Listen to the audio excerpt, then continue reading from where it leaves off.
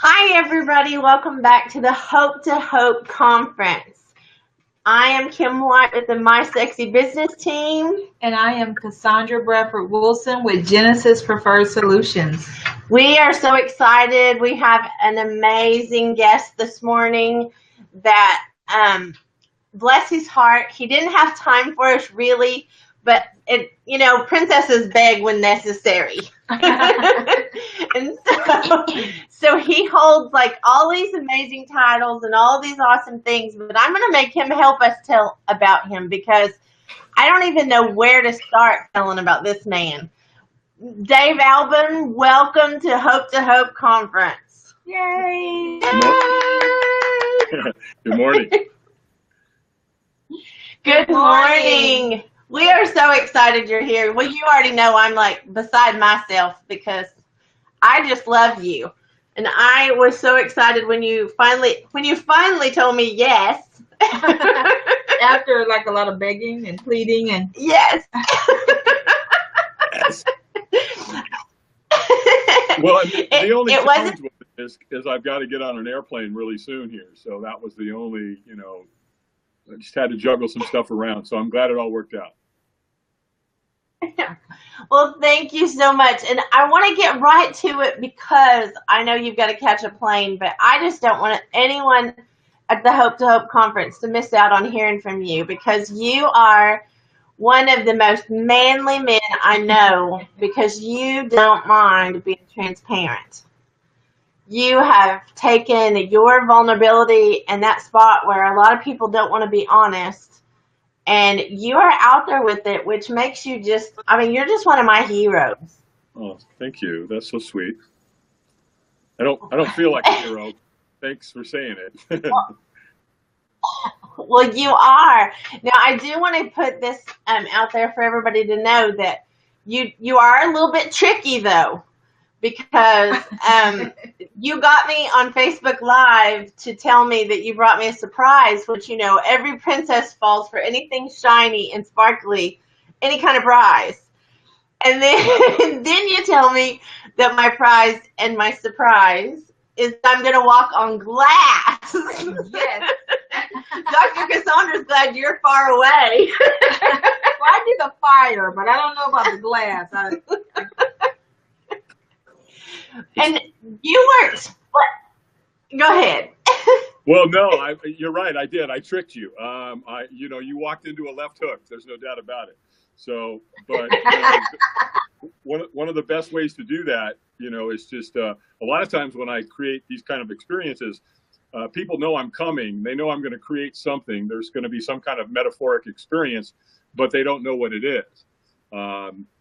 In fact, when I do a glass walk for Google, they know I'm coming. They know I'm going to do something, but they don't know what I'm going to do. So the facilitator, which is from Duke University, the last time we did it, she played that scene from Die Hard where he's got to run across the broken glass, right? His feet are all bloody.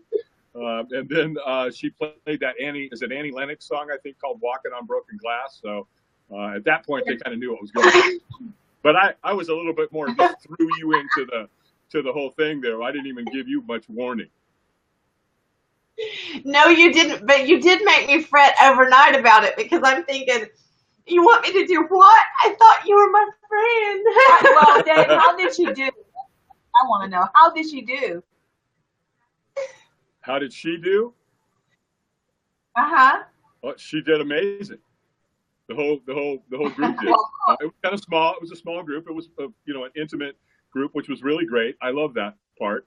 In fact, these really big glass walks. I set a world record a few months ago in Montreal, and we had 300 people. And then a couple of months later, we set another world record in Paris with over 1,100 people. And those are great. I love doing those. But at the end of the day, I love the smaller, intimate ones, like we did with Kim. A couple of weeks ago, I was in York, Pennsylvania, and there was a gal there, a good friend of mine. I went to go see them, and they invited some people over, and she asked me if I would do a glass walk for that group. And of course, I always say yes. And so one of the women there had been pretty brutally beat up by her soon-to-be ex-husband now, and she had 4 kids, and 2 of the kids walked, and one was 4 years old, and the other one was 3 years old. And then I just got back from Notre Dame. That's kind of why I'm in such a, I'm running in and I'm running back out.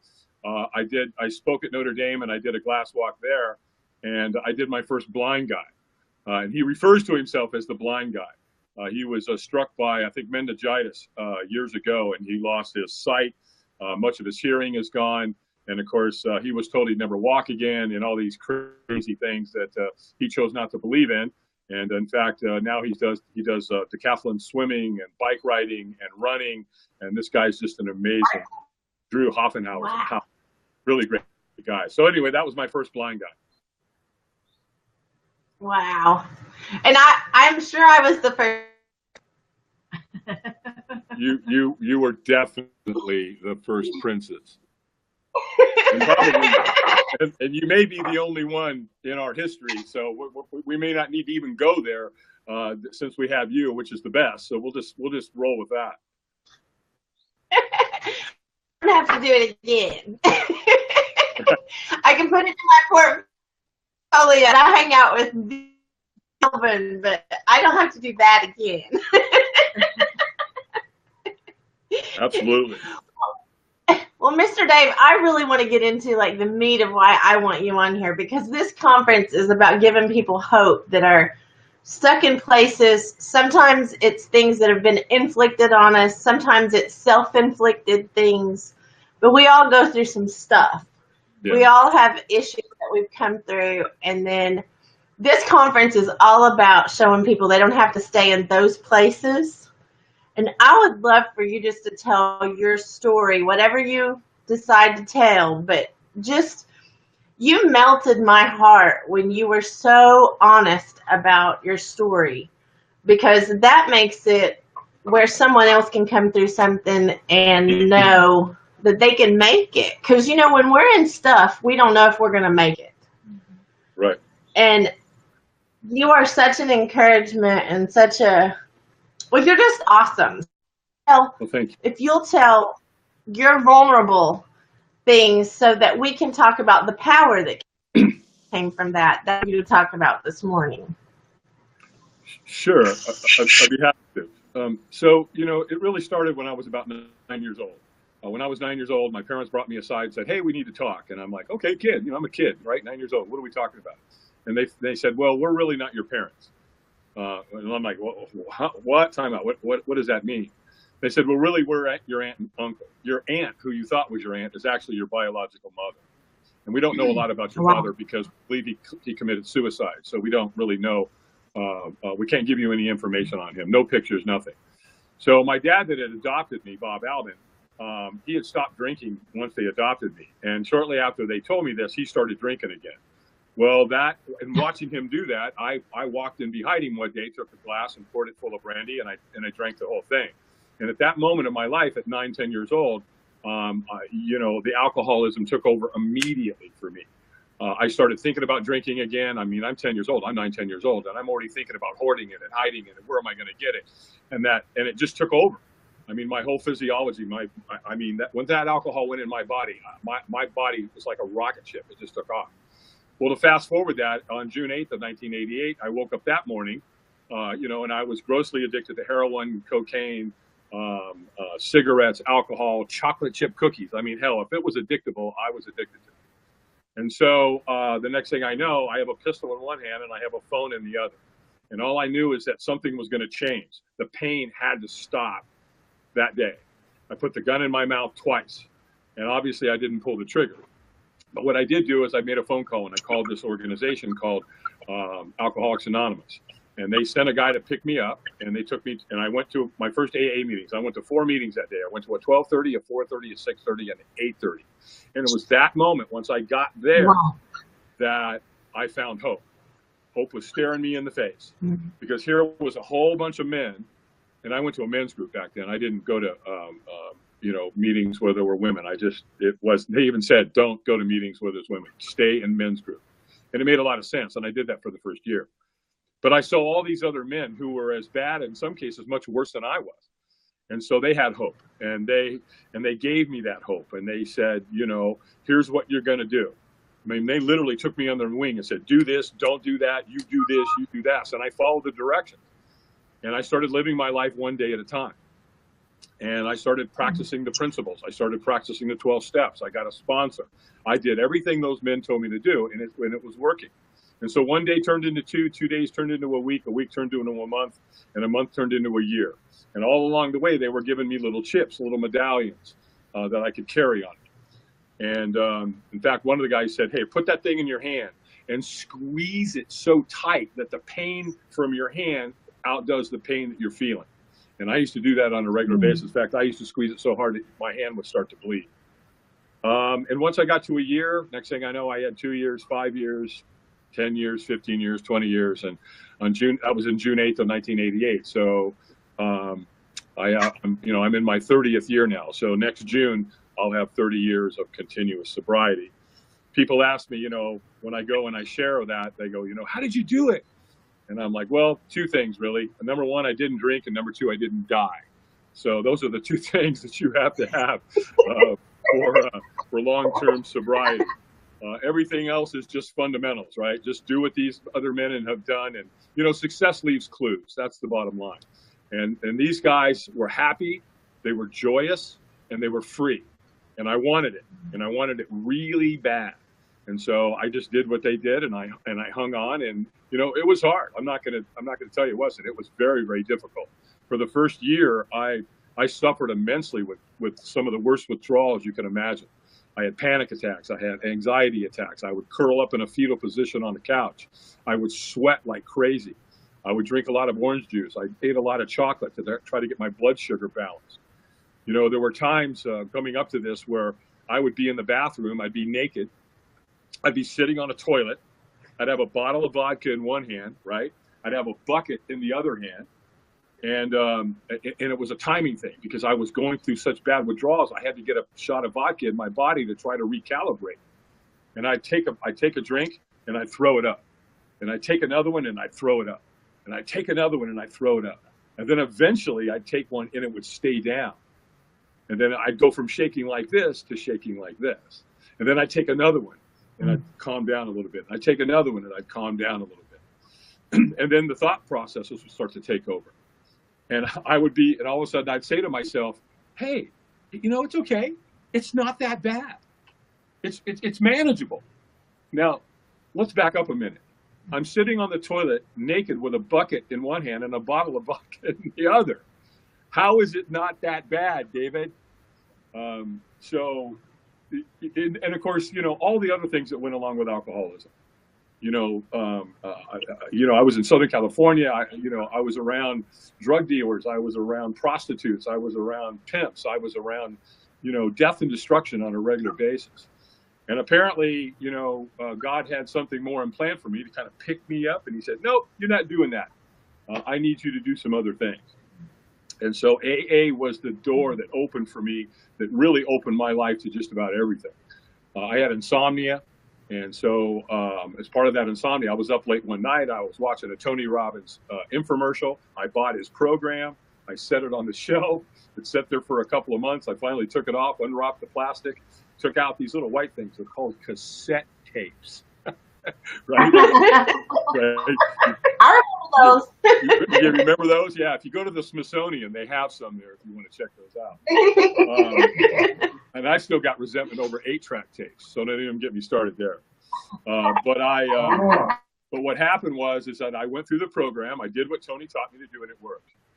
Well, I was so intrigued. One of my other buddies was like, "Hey, man, what's going on? You seem to be making a lot of changes." And I said, "Well, here, read this book. It's called Unlimited Power by Anthony Robbins." And so that was like 1989. Well, in 1995, that same buddy called me on the phone one day and said, "Hey, Tony's coming to town. Let's go see him. It's live." And I went, "Okay, let's look at our schedules here," and everything matched. And he said, "All right, listen, I'll call you back. I'll make the arrangements. We're going together." So he called me back an hour later and said, "All right, it's all done. And here's what they told us to do. We want to dress casually, drink a lot of water the day before, bring water, hydrate yourself, bring snacks because you're going to spend a lot of time in the room, bring a great attitude, and be ready to play full out." And I went, "Dan, I just spent $800. I'll play full out." And just about the time I'm getting ready to hang up the phone, he said, oh, and by the way, we're going to be doing a firewalk. And I thought to myself, the homie ain't doing no firewalk. I can tell you that right now. I am not doing that. But, you know, I don't want my buddy to think I'm a wuss. So I'm like, oh, yeah, sure, firewalk then. Yeah, that sounds like a great idea. All right, no problem. See you then. Hung up the phone. Well, you know, you get to the event. Tony takes the stage at like 2 o'clock in the afternoon. Next thing I know, it's after midnight. I've been in a room with 10 hours with his big, tall, you know, nonstop talking guy. And, you know, he takes us out into this big parking lot. I'm there with over 3,000 people. There's a huge bonfire building over here.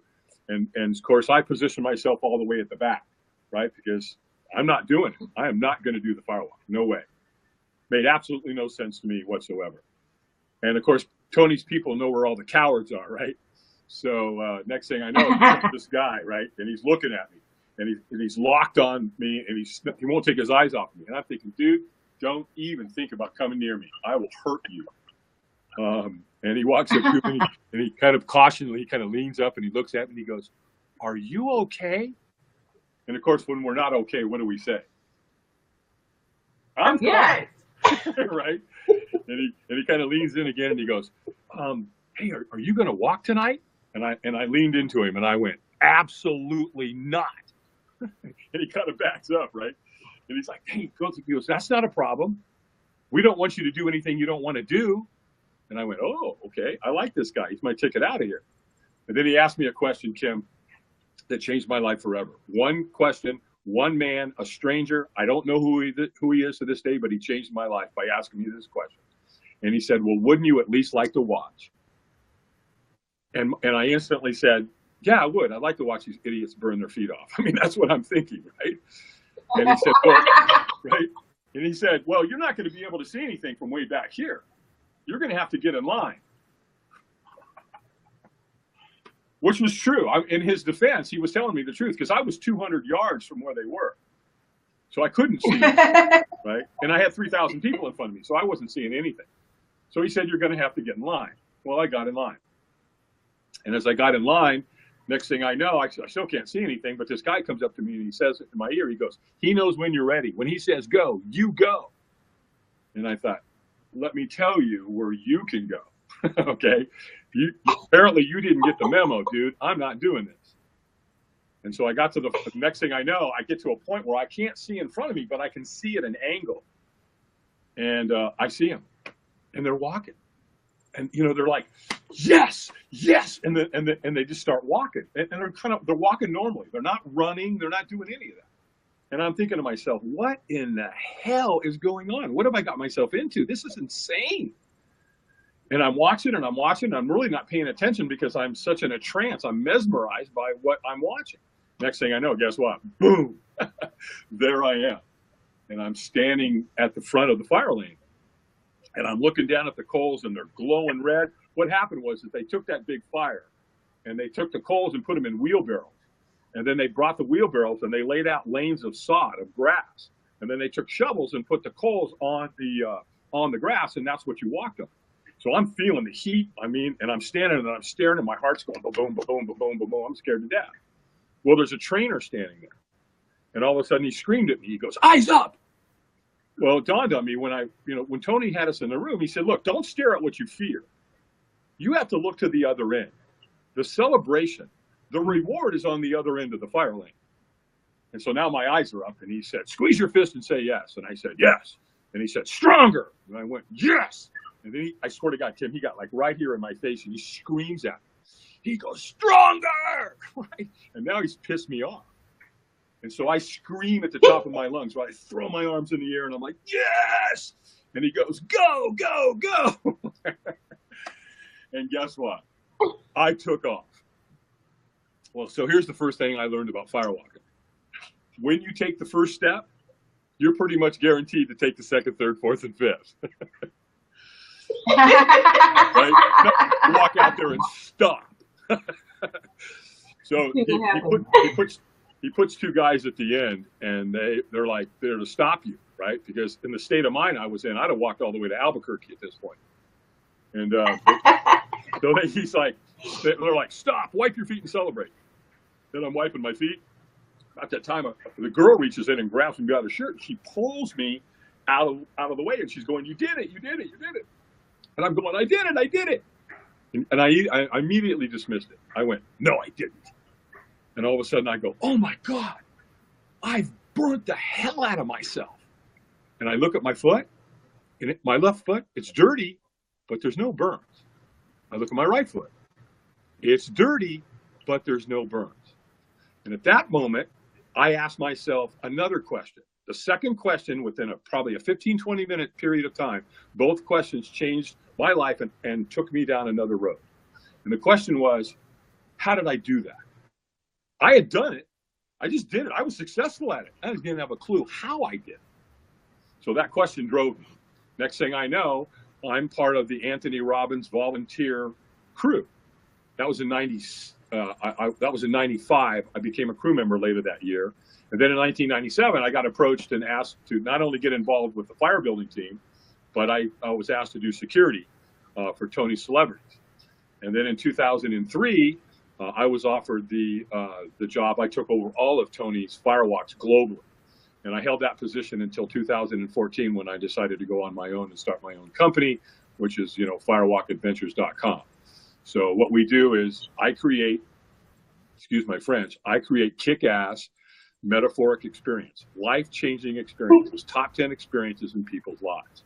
Because when I can get somebody across that fire, or I can get somebody across that glass, it changes them just like that. Because their brain goes, okay, what else can I do? Because, when you do a glass walk, most people have cut themselves at some point, right? They've either cut their hand or they've cut their foot, they've stepped on it or whatever, or they dropped the glass and their mom's screaming in the kitchen, get out of the kitchen, they're freaking out, right? So those experiences change your life because you can't undo it. Firewalking's been around for a couple thousand years. So culturally, Tony uses it for inspiration and motivation. In fact, the airplane I'm getting on to go to Vegas, Tony's going to be there. It's going to be at an event. We're doing an event for a company called Isogenics. And so, but I've taken Firewalk and I use a different approach. I mean, yes, I use the motivational, inspirational side of it because I facilitated his Firewalks for all those years. I also work for T. Harv Eker, if you know who he is. He's the guy that wrote the book, The Millionaire Mindset. He has an event called Warrior Camp, and I did the Firewalks for that. Wayne Dyer. So I've done work for a lot of really cool, motivational speakers, if you will, gurus, if you will. But now what I do, is I've incorporated, like I'm up here in the western part of the state of North Carolina. I'm in the Appalachian Mountains. That's what you see in here behind you. My cabin's nestled up here. And what I've learned about the cultures up here is that, like the Cherokee Indians use firewalking for a rite of passage. The Tahitians, the European warriors, the Polynesians, the Hawaiians, all these cultures use firewalking as a rite of passage to bring the community together, to create a strong, trusting culture. And so that's what I bring in. And so now I'm kind of taking that out to corporate America. We've done Google, we've done NASA. I just got back from Notre Dame. I got Harvard coming up. I've got a TED Talk coming up. So I'm just kind of taking that life experiences that all began with hope and my whole life transformed. So the 10-minute version of my life is kind of that little blurb right there. Yeah, but you're so sexy, Dave. I just want to say that out loud. That's an amazing story. Oh my goodness. I'll take sexy. Sexy works. And just for the listening and watching audience, I'm a single guy, so we'll take that. I can see it now.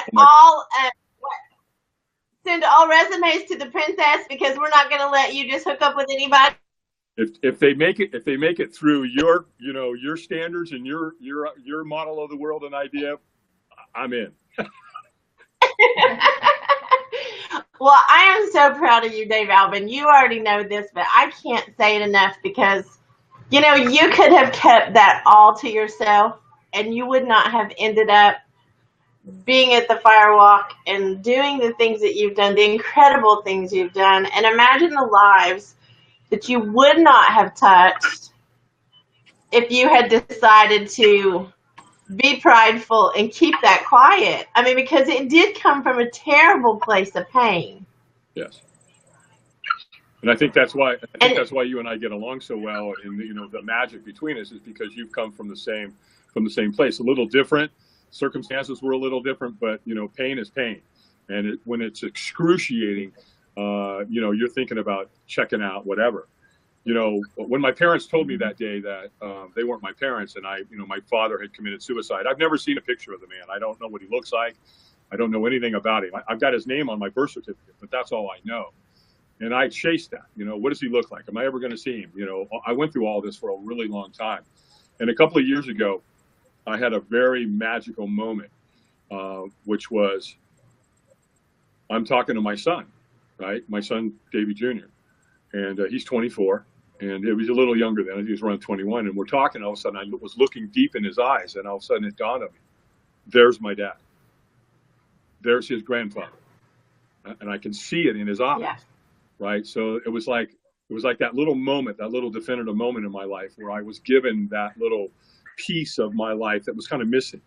And so I haven't had any desire to chase that, or I don't feel like my life's not complete or enough as a result of that, because I did, again, look into my son's eyes and see my dad. So it was a really magical moment in my life.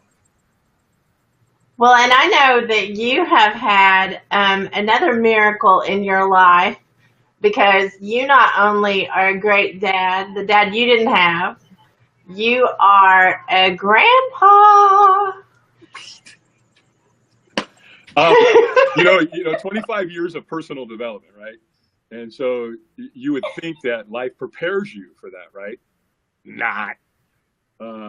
Yeah. So my daughter had Caden back on May 16th, and when I held that little boy in my arms for the first time, it's even hard to talk about it. He's, it's just wonderful. I mean, you just, it's a top 5 experience in your life, maybe a top 3 experience in my life. So it was very magical. In fact, I'm jonesing right now because I haven't seen him, and haven't seen my daughter and the dad, Clay, now it's been a couple of weeks. And so now I'm going to Vegas. I got to come back from Vegas, and then I've got to do a Larry King interview back in Beverly Hills at the Beverly Wilshire coming up. I've got events going on here, so I'm not going to see him for a couple of weeks. So, that's kind of tearing me up a little bit. But yeah, that grandparent, and the best part about being a grandparent, you hold them and you're walking and you're crying, and they got to eat, and you got to change the diaper, and you hand them back. Isn't that bad? Well, yeah, it's like, here you go, honey. But based on what I'm smelling here, I think he needs to be changed. And not that I wouldn't do that, I would, but. I was going to say, you can fool the rest of the world, but I've seen those pictures and how you look at that baby. You're just as pathetic as I am. I'm beyond pathetic. You should look up pathetic in the dictionary. My picture should be there. It's that bad. And you know what, Kim, I'm going to run with pathetic. I like pathetic. So if you're going to be pathetic, right? If you're going to be pathetic in life, this is a really great place to do it.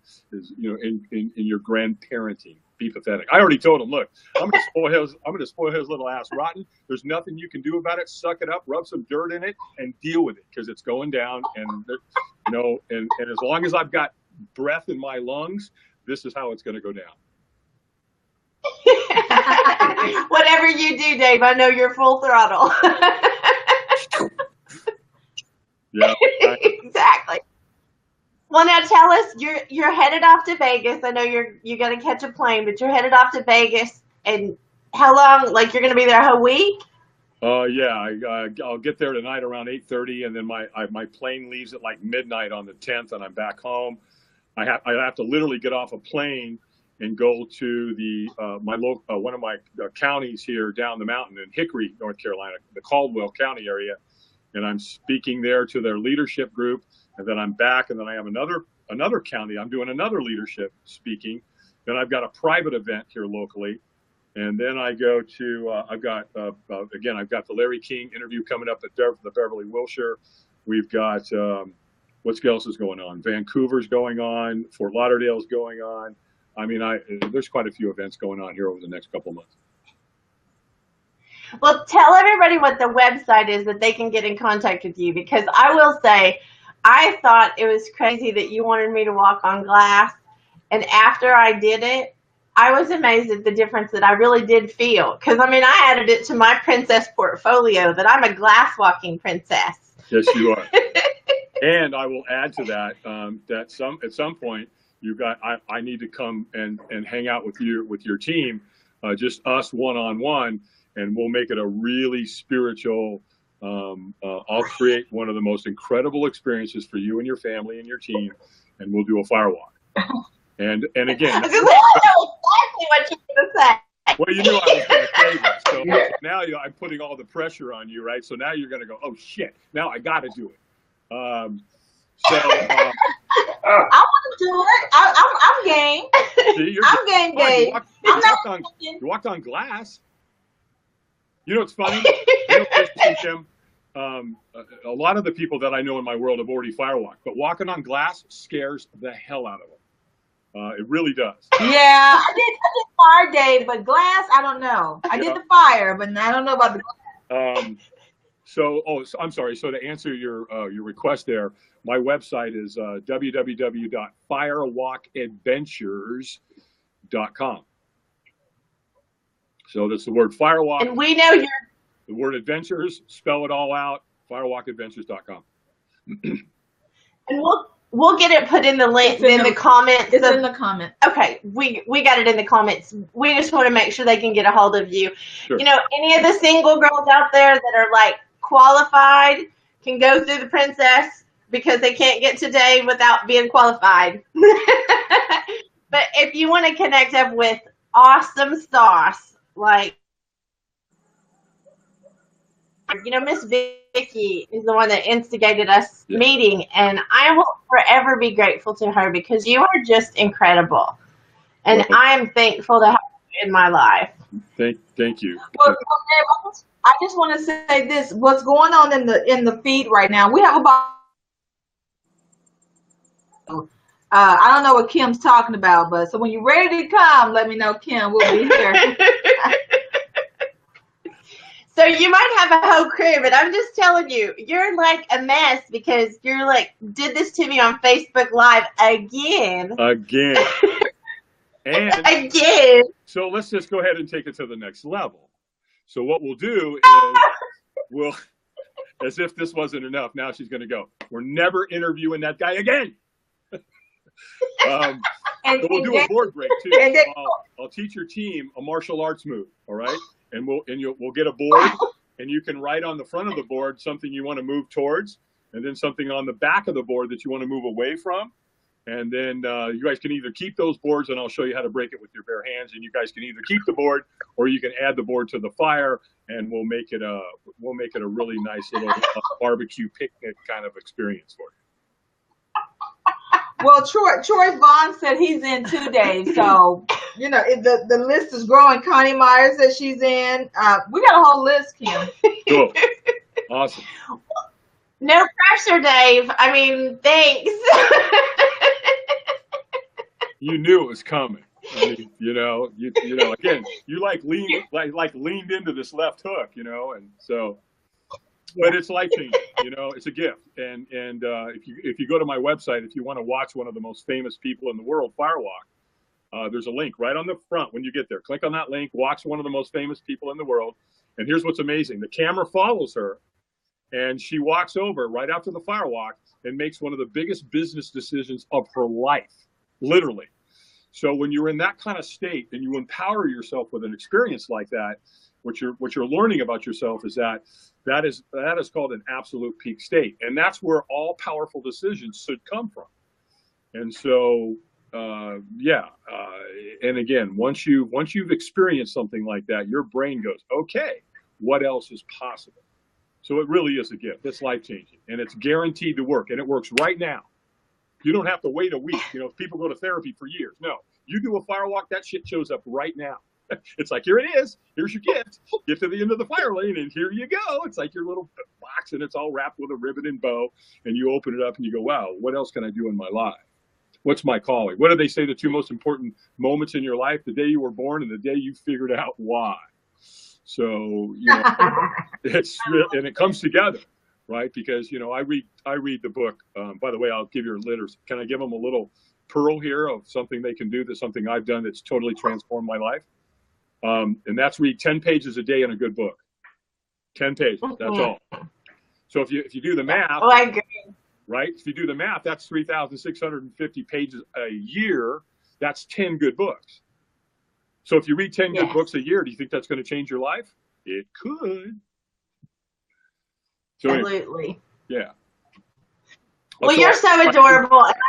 So I'll finish and I'll shut up because I know you guys got to go and I think I got to get running it myself. So read, think, and grow rich every year. Because in there, he very articulately explains your definiteness of purpose, your desire. And once you get connected to who you really are.